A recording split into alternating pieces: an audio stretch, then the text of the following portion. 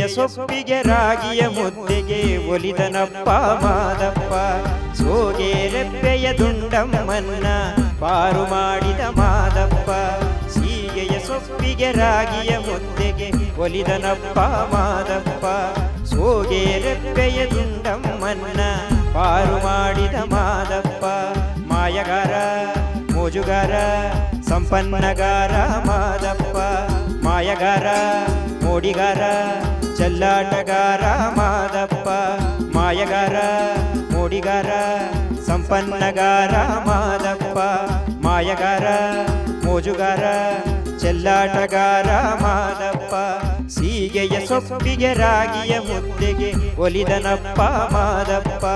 ಸೋಗೆ ರೆಪ್ಪೆಯ ಗುಂಡಮ್ಮನ್ನ ಪಾರು ಮಾಡಿದ ಮಾದಪ್ಪ.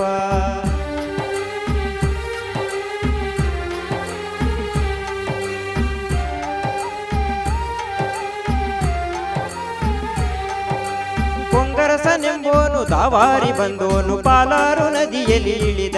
ಕೊಂಗರಸ ಪಾಲಾರು ನದಿಯಲ್ಲಿ ಇಳಿದ. ಬ್ಯಾಡರ ಮಾರೈನ ಬಾಲೆ ದುಂಡಮ್ಮನ ಮಾರುದ್ದ ಜಡೆ ಮುಡಿ ಕಂಡ. ಕೊಂಗರಸ ಮಾರುದ್ದ ಜಡೆ ಮುಡಿ ಕಂಡ.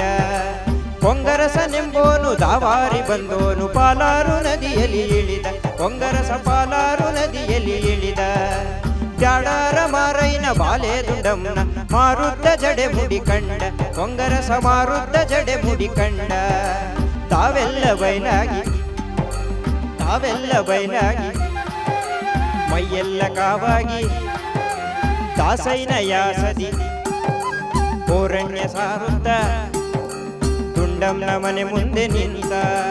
ತಾವೆಲ್ಲ ಬಯಲಾಗಿ ಮೈಯೆಲ್ಲ ಕಾವಾಗಿ ದಾಸೈನ ಯಾಸದಿ ದುಂಡಮ್ಮನ ಮನೆ ಮುಂದೆ ಕೋರಣ್ಯ ಸಾರುತ್ತ ನಿಂದ. ಸೀಗೆಯ ಸೊಪ್ಪಿಗೆ ರಾಗಿಯ ಮುದ್ದೆಗೆ ಒಲಿದನಪ್ಪ ಮಾದಪ್ಪ. ಸೋಗೆ ರೆಪ್ಪೆಯ ದುಂಡಮ್ಮನ್ನ ಪಾರು ಮಾಡಿದ ಮಾದಪ್ಪ.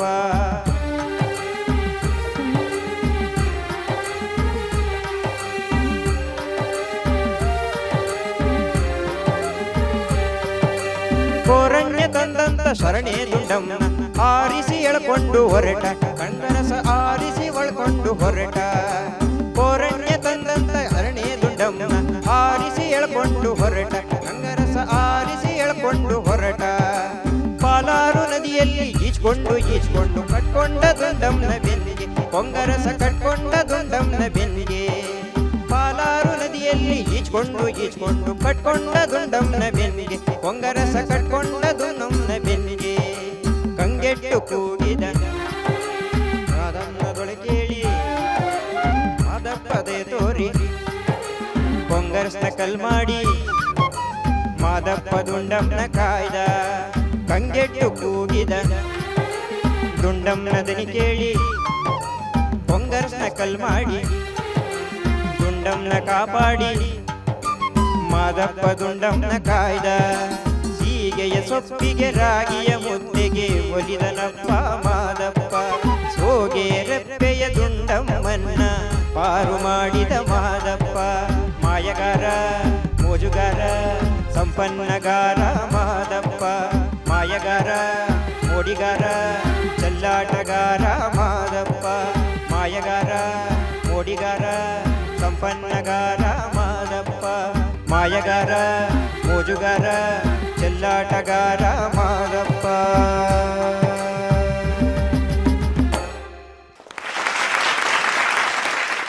ಅರ್ಚನಾ ಉಡುಪ ಮ್ಯಾಮ್.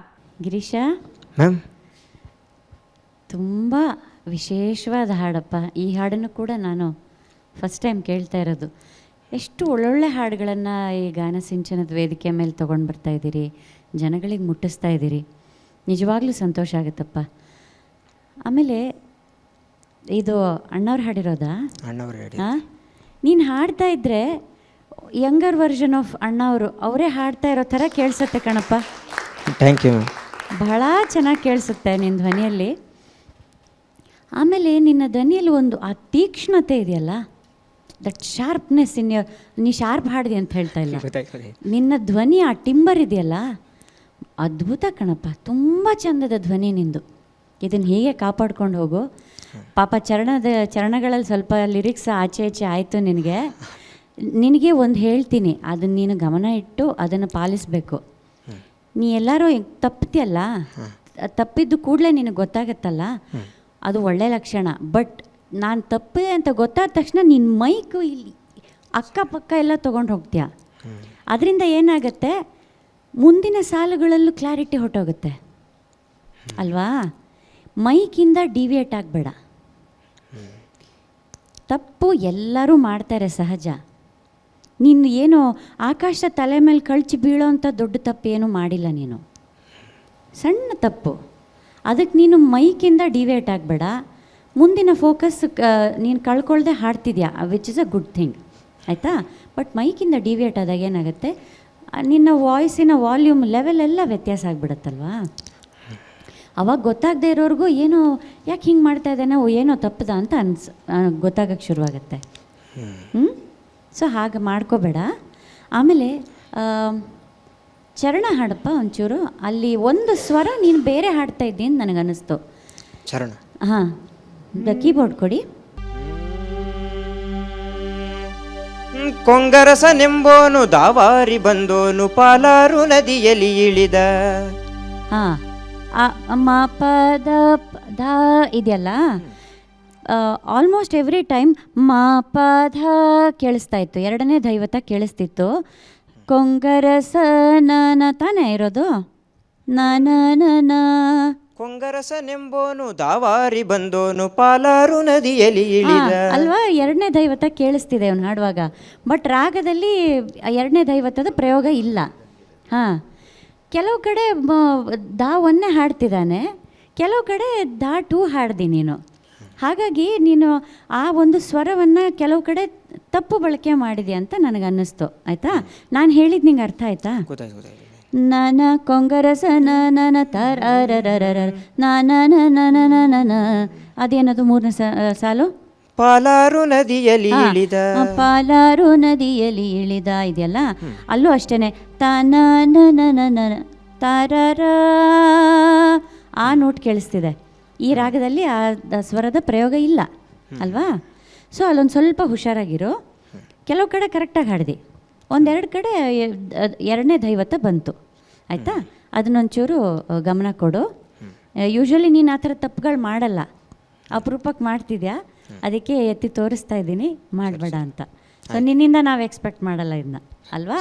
ನೀನು ಆಲ್ರೆಡಿ ತುಂಬ ಮೇಲಕ್ಕೆ ನಿನ್ನ ಗಾಯನವನ್ನು ಒಂದು ಮೇಲಿನ ಲೆವೆಲಿಗೆ ತೊಗೊಂಡು ಹೋಗ್ಬಿಟ್ಟಿದ್ಯಾ. ಸೊ ಅದನ್ನು ಕಾಪಾಡ್ಕೋಬೇಕು ಅಲ್ವಾ. ಸರಿ. ಬಟ್ ತುಂಬ ಚೆನ್ನಾಗಿ ಹಾಡಿದ್ಯಪ್ಪ. ಬೇರೆ ಎಲ್ಲ ಸ್ವರಸ್ಥಾನಗಳಾಗಿರ್ಬೋದು, ಗಮಕಗಳು ಎಲ್ಲ ಇವ್ರು ಹೇಳ್ತಿರ್ತಾರಲ್ಲ ಗುಂಡು ಹೊಡೆದ ಹಾಗೆ ಅಂತ, ಆ ಥರ ಬರ್ತಾ ಇತ್ತು. ತುಂಬ ಚೆನ್ನಾಗಿತ್ತಪ್ಪ. God bless you. Thank you ma'am. Thank you so much. Khadgeri Muniraju sir, ನಾನು ನಿನಗೇನು ಇವತ್ತು ಆ ಪದಗಳ ಅರ್ಥ ಹೇಳು ಅಂತ ಕೇಳಲ್ಲ. ಹಾಂ ಸರ್. ಕೆಲವು ಸರಿ ಏನಾಗುತ್ತೆ ಗೊತ್ತಾ, ಕಲ್ತ್ಕೊಂಡು ಬಂದಿರ್ತೀವಿ, ಕೇಳಲಿಲ್ಲ ಅಂದರೆ ಮೇಷ್ಟ್ರು ಕೇಳಲಿಲ್ಲ ಅಂದರೆ ಬೇಜಾರಾಗ್ಬಿಡುತ್ತೆ ಅಲ್ವಾ. ಪ್ರಾಕ್ಟೀಸ್ ಮಾಡ್ಕೊಂಬಂದ್ಬಿಟ್ಟಿರ್ತೀವಿ, ಕೇಳಿದಾಗ ಹೇಳಿಲ್ಲ, ಅಯ್ಯೋ ನಾನು ಕಲ್ತ್ಕೊಂಬಂದಿದ್ದೆ ಇವತ್ತು ಕೇಳಲೇ ಇಲ್ವಲ್ಲ ಇವರು ಅಂತ. ಆದರೆ ನನಗನ್ಸಿದ್ದೇನು ಗೊತ್ತಾ, ನಿಮ್ಮ ಶ್ರದ್ಧೆ ಇದೆಯಲ್ಲ ಅದಕ್ಕೊಂದು ಹ್ಯಾಟ್ಸ್ ಆಫ್, ಚಪ್ಪಾಳೆ. ಅದು ತಿಳ್ಕೊಳ್ಬೇಕು, ಅದು ಏನೋ ಅರ್ಥ ತಿಳ್ಕೊಳ್ಬೇಕು ಅಂಥೇಳಿ ಅದೀಗ ತಿಳ್ಕೊಂಡಿದ್ದಿ. ಚೆನ್ನಾಗಿ ಹಾಡ್ದು ಕೂಡ. ಮಾದೇಶ್ವರನ ಪವಾಡಗಳನ್ನು ಹೇಳುವಂಥ ಕಥೆಗಳಲ್ಲಿ ಇದು ಒಂದು ಕಥೆ. ಎಲ್ಲಿಯ ಪಾಲಾರ್ ನದಿ, ಎಲ್ಲಿಯ ಮಾದೇಶ್ವರ ದೇವಸ್ಥಾನ ಅಲ್ವಾ. ಮಾದೇಶ್ವರನ ಪವಾಡ ಎಲ್ಲೆಲ್ಲಿಗಿತ್ತು ಅಂತ ಈ ಹಾಡು ಅಂತ ಕೇಳಿದ್ರೆ ನಮಗೆ ಸರಳವಾಗಿ ಅರ್ಥ ಆಗ್ಬಿಡುತ್ತೆ. ಅಲ್ಲಿ ಆ ಸೋಗೆ ರೆಪ್ಪೆ ಉಳ್ಳಂಥ ದುಂಡಮ್ಮನ ಮಾದೇಶ್ವರನ ಭಕ್ತಿ ಅವಳು ಏನು ಕೊಟ್ಟಿಲ್ಲ ಮಾದೇಶ್ವರನಿಗೆ. ಸಬ್ಸಿಗೆ ಸೊಪ್ಸಾರು ರಾಗಿ ಮುದ್ದೆ ಅವಳು ತಿನ್ನೋದದು. ಸೀಗೆ ಸೊಪ್ಪು ಅಂದರೆ ಸೀಗೆ ಸೊಪ್ಪು ಗೊತ್ತಲ್ಲ, ಸಬ್ಸಿಗೆ ಸೊಪ್ಪು ಅಂತೀವಲ್ಲ ನಾವು, ಸಬ್ಬಕ್ಕಿ ಸೊಪ್ಪು ಅಂತೀವಲ್ಲ, ಅದ್ರ ಸೊಪ್ಪಿನ ಸಾರು ಒಂದು ಮುದ್ದೆ ಕೊಟ್ಟರೆ ಮಾದೇಶ್ವರನಿಗೆ ಅದಕ್ಕೇ ತೃಪ್ತಿ ಆಗ್ಬಿಟ್ನಂತೆ ನೋಡಿ. ಆತ ಆ ಭಕ್ತಿಗೆ ಮೆಚ್ಚಿ ಬಂದು ಅವನು ಯಾವುದೋ ಒಬ್ಬ ರಾಜ ಬಂದು ಆಕೆನೇನೋ ಬೇರೆ ರೀತಿಯಲ್ಲಿ ಕಣ್ಣಾಯಿಸಿದಾಗ ಅವನನ್ನು ಇದು ಮಾಡಿ ಕಲ್ಲು ಮಾಡಿ ಆಕೆನ ಕಾಪಾಡ್ದ ಅಂತ ಹೇಳುವಂಥ ಸಾಲುಗಳನ್ನು ಎಷ್ಟು ನೀಟಾಗಿ ಕತೆ ಹೇಳಿ ಹಾಡನ್ನು ಹಾಡ್ತಾರಲ್ವ. ಇದು ಜನಪದದಲ್ಲಿ ಒಂದು ಕಥನ ಗೀತೆ ಥರದ್ದು ಒಂದು ಗೀತೆ. ಡಾಕ್ಟರ್ ರಾಜ್ಕುಮಾರ್ ಅವರೇ ಹಾಡಿರೋದು. ಚಲ್ಲಾಟಗಾರ ಮಾದಪ್ಪ ಅನ್ನೋ ಧ್ವನಿ ಸುರುಳಿನಲ್ಲಿ ಈ ಥರದ ಹಾಡುಗಳು ತುಂಬ ಸಿಗ್ತಾ ಹೋಗ್ತವೆ. ಅದರಲ್ಲೇ ಕೇಳಿ ಅದರಲ್ಲೇ ಸರ್. ಅದ್ಭುತವಾದ ಧ್ವನಿ ಸುರುಳಿ, ಅದು ಅದ್ಭುತವಾದ ಹಾಡುಗಳಿದೆ. ಬಟ್ ನಿನ್ನ ಧ್ವನಿ ಅಂತೂ ಇನ್ನೂ ಒಂದು ಮುಂದುವರೆದು ಹೇಳಬೇಕಂದ್ರೆ ಸೀಸದ್ಕೊಂಡು ಸಣ್ಣಗಿದ್ರು ಕೂಡ ತೂಕವಾಗಿರ್ತವೆ, ಗೊತ್ತಲ್ಲ? ಅವು ನೋಡ್ಲಿಕ್ಕೆ ಸಣ್ಣಗಿರ್ತವೆ, ಆ ಸೀಸದ್ಕೊಂಡು ತೂಕ ಭಾಳ ಚೆನ್ನಾಗಿ ಅನಿಸುತ್ತವೆ. ಅದು ಹಾಗಿದೆ ನಿನ್ನ ಧ್ವನಿ, ಆ ತೂಕ ಆಗಿದೆ ಧ್ವನಿಯಲ್ಲಿ. ಅದನ್ನು ಯಾವತ್ತೂ ನೀನು ಕಾಪಾಡ್ಕೋ. ಮತ್ತು ಸಣ್ಣ ಪುಟ್ಟದ್ದನ್ನೆಲ್ಲ ತಿದ್ಕೊಂಡ್ಬಿಟ್ರೆ ಮತ್ತೆ ಕೇಳ್ತಾಯಿದ್ರು, ಕೇಳಿ ಹಾಡನ್ನು ಅಭ್ಯಾಸ ಮಾಡ್ತಾ ಹೋಗ್ಬಿಟ್ರೆ ಅದೆಲ್ಲ ಆರಾಮಾಗಿ ಬರುತ್ತೆ. ಒಳ್ಳೇದಾಗಲಿ ಗಿರೀಶ್. Thank you sir. ಒಳ್ಳೇದಾಗ್ಲಪ್ಪ. ಹೆದರ್ಕೋಬಾರ್ದು, ಆರಾಮಾಗಿ ಹಾಡಬೇಕು. ಅದನ್ನೆಲ್ಲ ಪದಗಳು ಸ್ವಲ್ಪ ಆಚೆ ಈಚೆ ಆದರೂ ಕೂಡ ಅದನ್ನು ಮ್ಯಾನೇಜ್ ಮಾಡಿದೆಯಲ್ಲ, ಅದು ಒಳ್ಳೆಯ ಲಕ್ಷಣ. ಆದರೆ ಎಲ್ಲ ಸಾಹಿತ್ಯ ಮರಿಬಾರ್ದಲ್ವ? ಆ ಥರದ ದೃಷ್ಟಿನಲ್ಲಿ ನೀನು ಸಮ್ಟೈಮ್ ಅದಾಗತ್ತೆ, ಎಲ್ರಿಗಾಗತ್ತೆ, ಆದರೆ ಮರಿಬಾರ್ದು. ಸರಿ ಸರ್. ಒಳ್ಳೇದಾಗಲಿ. ವೇಮಗಲ್ ನಾರಾಯಣ್ ಸ್ವಾಮಿ ಸರ್. ಗಿರೀಶ್, ಹಾಂ ಸರ್. ನಾನು ಇಷ್ಟು ದಿವಸ ಅಂದ್ಕೊಂಡಿದ್ದೆ ಮಹದೇಶ್ವರನ ವ್ಯಾಪ್ತಿ ಬರೀ ಚಾಮರಾಜನಗರ ಜಿಲ್ಲೆ ಅಥವಾ ಮೈಸೂರು ಅದು ಅಂತ. ಈ ಹಾಡಲ್ಲಿ ಪಾಲಾರ್ ನದಿ ಅಂತ ಬಂದಮೇಲೆ ನನಗೆ ಭಾಳ ಖುಷಿ ಆಯಿತು. ನಾನು ಕೇಳಿದೆ ಮುನಿರಾಜ್ ಅವರಿಗೆ, ಪಾಲಾರ್ ನದಿ ಬಂದಿದೆ ಅಂದರೆ, ಅಯ್ಯೋ ಅವರು ಪವಾಡ ಪುರುಷರು, ಎಲ್ಲೆಲ್ಲಿ ಅವರ ಏನು ಸಂಚಾರ ಇರುತ್ತೋ ಯಾರಿಗೂ ಗೊತ್ತಾಗೋದಿಲ್ಲ. ಅದು ಆ್ಯಕ್ಚುಲಿ ಚಿಕ್ಕಬಳ್ಳಾಪುರ ಜಿಲ್ಲೆಯಲ್ಲಿ ನಂದಿ ಬೆಟ್ಟದಲ್ಲಿ ಹುಟ್ಟತಕ್ಕಂಥದ್ದು ಪಾಲಾರ್ ನದಿ ಅಲ್ವೇ? ಅಲ್ಲಿ ಮಿಂದ್ರು ಅಂತ ಬಂದಿದೆ ಅಲ್ವಾ?